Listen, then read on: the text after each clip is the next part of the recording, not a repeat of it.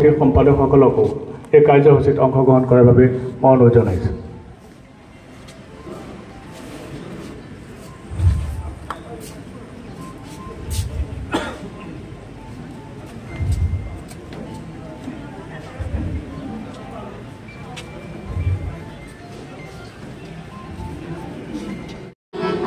Bye.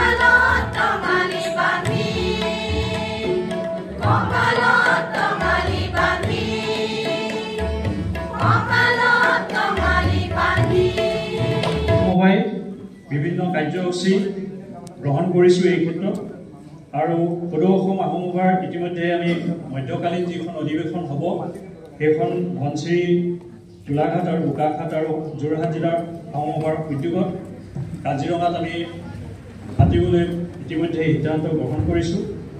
মানুহ জিলিকি আছে লগতে স্বৰ্গদেউ গোবৰদাতা ঘৰ ভেটি অৱশেষ টিংখাল মহাবিদ্যালয়ৰ সমীপত বৰ্তমানো দেখা পোৱা যায়। সংৰক্ষণৰ অভাৱ কেইটামান পুখুৰীৰে বেদখলৰ বাবে মৃত্যু ক্ষণ ঘটিছে।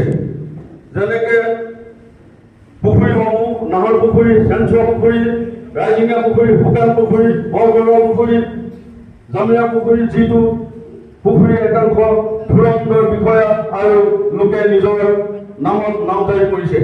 এইবোৰৰ উপৰিও অনেক প্ৰজাতিৰ নাম নজনা পুখুৰী জিলাখনত আছে। আধুনিক অসমত এই ডিব্ৰুগড় জিলাত বিভিন্ন উদ্যোগ প্ৰতিষ্ঠান গঢ় লৈ উঠিছে। ইয়াৰ ভিতৰত জিলাখনত থকা 500 অধিক চাহ বাগিচা প্ৰতিষ্ঠা কৰা হৈছে। ভাৰতবৰ্ষৰ ভিতৰত এই ডিব্ৰুগড়তে তৃতীয় ৰেল ষ্টেচন নিৰ্মাণ কৰা হৈছিল। এতিয়া মহাদেশৰ ভিতৰতে প্ৰথমটো খাৰুৱা তেল শোধনাগাৰ নিৰ্মাণ এই অবিভক্ত ডিব্ৰুগড় জিলা ডিগবৈত পতা হৈছিল। ইমানতে ভিডিঅ'টি সামৰণি মাৰিলোঁ। পুনৰ এটি নতুন ভিডিঅ'লৈ আহি আছোঁ। যদি ভিডিঅ'টো চাই ভাল পায় লাইক কৰিব, কমেণ্ট লিখিব, ছাবস্ক্ৰাইব কৰি থ'লে নতুন নতুন ভিডিঅ' দেখিবলৈ পাব। বাই।